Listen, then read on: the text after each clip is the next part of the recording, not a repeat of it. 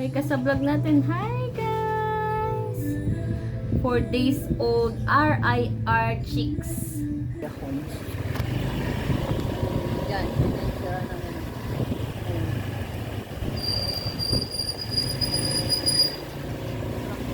Check natin ang oras. Ang oras yun, baby. Alas 2. Alas 2, Renita. Ito lang kami dito. RIR chicken. Guys, oh. May dala-dala kaming manok. So guys, yes. Pagkatapos nating mag-garden at saka magtanim ng pechay dun sa ating bakanting lote sa likod na ating nilinis, naisip ko na ngayon na na-harvest na siya, palitan natin ng pang-chicken farming business natin na small business lang naman. So ayan, nakaisip ako na mag-alaga ng Rhode Island Red. Sa mga sunod nating video, ipa-explain ko na lang kung bakit Rhode Island Red ang aking gustong alagaan. At dahil biglaan nga lamang po yung pagbili ko ng mga alaga akong sisiw na Rhode Island Red, ngayon ko pa lang po ipapagawa yung kulungan nila paglaki nila. So bibili po tayo ng mga yero at yung mga kakailanganin para sa paggawa ng kubo at ng free range area.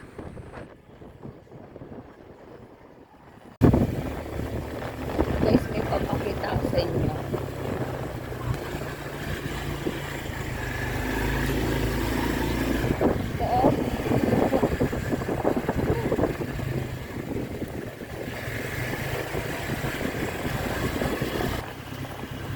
Yan. Suno namin yan daan. Tatanim namin. Dahil nature lover tayo at nagustuhan natin palagi ang nature vibes at saka ang province life, gusto ko po magtanim ng fruit bearing tree. Sa katunayan, gusto ko marami. Ang kaso, maliit lang po itong ating lote. Kaya naman, isa lang po ang nabili ko para dun lang po siya sa sulo. Bale, mapapasok siya sa free range area na gagawin natin para sa ating kulungan ng mga manok. Magbibigay po yan ng shade para sa ating kubo. Kaya yan po ay nilagay ko sa tabi. Malayo po sa tigman. Opo. Kaya sabi ko, ay hindi kami sasapitin po nun.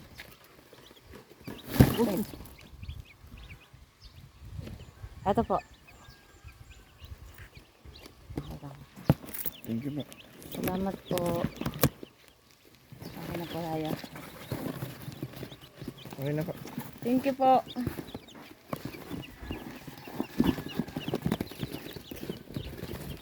Easy pala siya. Dito na order natin.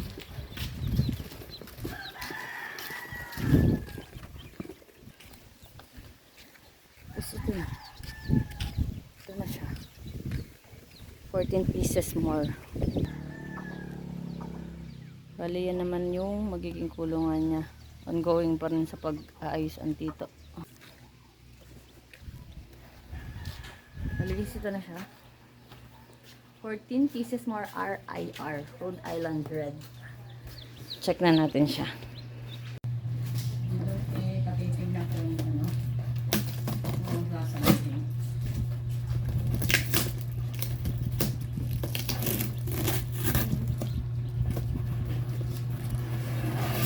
Hi guys! Ulan ba ha? Ganda no? Yan! Kasi ito sila.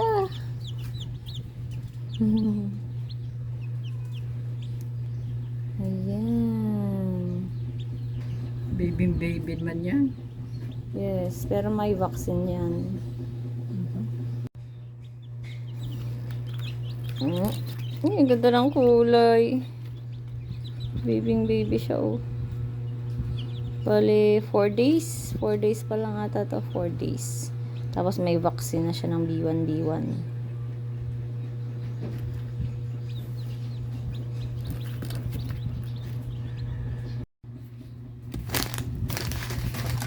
Baby booster para dun sa ating mga sisiw.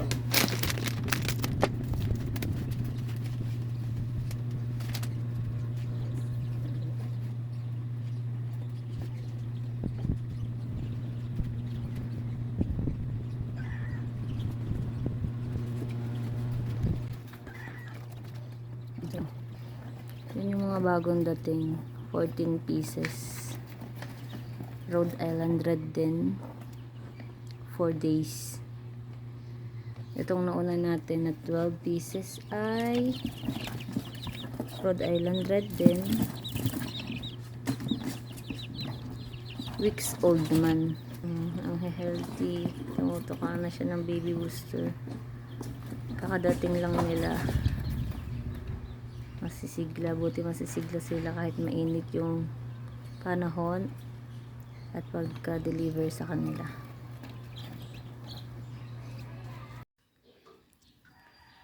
Ayan guys, dumating na yung order natin. Gagamitin natin yan para dun sa kulungan ng manok na gagawin natin. So ayan guys, pinaumpisahan ko na yung kubo ng mga manok. Guys, pakita ko sa inyo yung update nito. Kulungan ng manok natin. Ayan siya. Tapos may nakapalibot na rin na bakod para matamnan natin yung harapan. Yan, ganun siya. So yan siya. Kung makikita nyo may bakod siya. Pinabakudan ko yan. Para maka na yung mga manok may free range siyang tatakbuhan.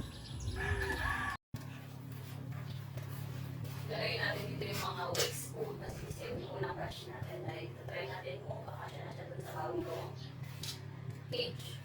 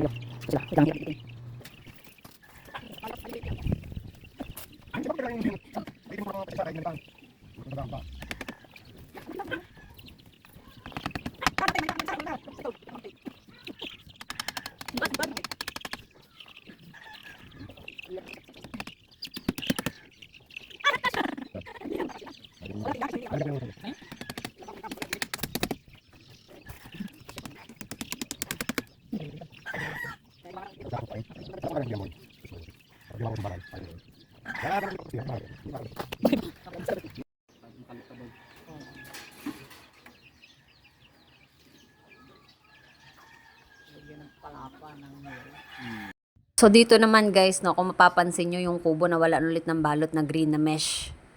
Yung pinaka, yung dingding ba. Kasi yung mga nabili kong una, siyang ginamit dyan sa kulungan ng mga sisiw dyan sa cage na yan. Kasi nagkulang ako. So ang mas kailangan kong mauna is yung cage na paglalagyan ng ating batch 1 at batch 2 ng mga sisiw. Kaya tinanggal muna ulit yung nakadingding na dun sa kubo para mas maunang magawa itong kulungan ng mga sisiw na ito. Guys, ayan o. Trinay na namin siya ilagay dito sa kulungang pinagawa ko. Ito yung batch 1, 12 pieces, RIR. 3 weeks.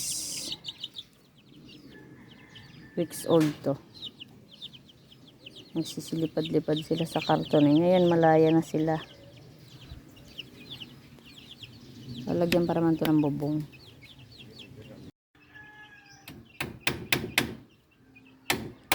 Yan na siya. Lalagyan na ng bubong. So, ayan na siya.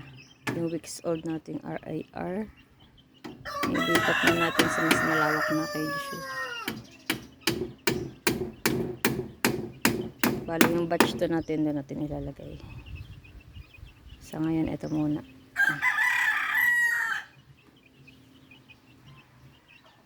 Yan, yan. So, ayan na nga po guys, dumating na po yung order natin na mesh na panlagay dun sa ating kubo. Which is yung tinanggal nga po natin, yung nasa kubo na una, siya po natin nilagay dun sa cage ng ating mga siso kasi mas kailangan po muna nating maunang magawa yung kulungan ng mga siso. Kaya naman natanggal natin yung nasa kubo. So, ayan, nag-order ako ng panibago para siya naman po ulit ipapatapal natin ulit dun sa kubo para matapos na rin po yung isang yun. Bali, yung kubo po ay paglalagay natin na malalaki ng Rhode Island Red kapag lumaki na yung ating mga siso na batch 1 at batch 2. Pero for the meantime, bakante po muna sila. Tapos, pwede natin ipahiram sa mga alaga ng nanay ko na mga native chickens, sisiw, at saka mga rooster, at saka hen. Meron po kasi ang nanay ko mga alagang ganon. So, pwede natin ipahiram muna yung kubo na yan para lahat po ng mga alaga niya ay secure din sa ulan at tag-init. So, habang wala pa, siya po muna ang gagamit nitong kubo. At ang akin po mga sisiw ay dito muna sa ating ginawang cages. Ayan po. 2 kwarto po yung pinagawa ko na yun. Ano siya guys, oh. May bakod na siyang ganito. Palibot. Tapos ito yung kubo. Malapit na siyang matapos. Tapos ito naman yung kulungan natin ng mga sisiw.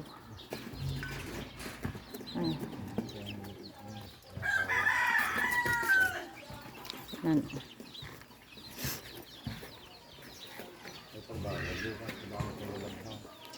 Yan. Ganyan na siya. Ganyan na siya ngayon.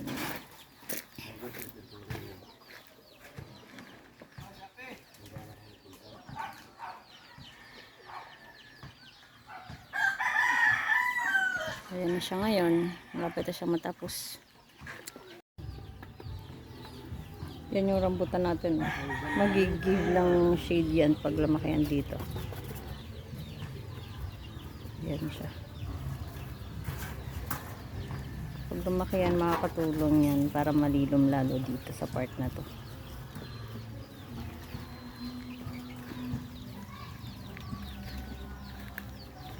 Ito naman avocado. Ito yung naputol na malunggay.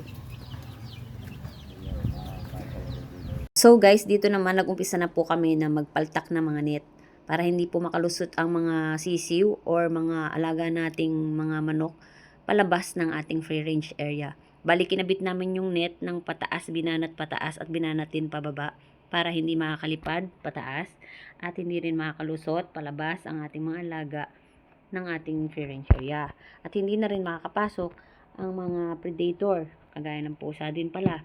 Kasi ang mga pusa namin palagi paikot-ikot dyan kasi sumusunod kapag nagpapatuka, di ba? Kasi lagi kaming may pusang kasama sa bahay. So, sumusunod siya sa amin kapag napunta kami dyan sa manukan. So, ang mas maganda dyan, pinapaltakan namin. Yung tumulong po sa amin yan ay si Tito Sani na nag-suggest sa amin na lagyan ng paltak kesa daganan ng mga kahoy. So, inayos namin yan lahat para mas magandang tingnan. Binanat namin isa-isa pataas, tapos nagpaltak kami sa baba. So, for the next video, makikita nyo kung paano ko inayos lahat yan.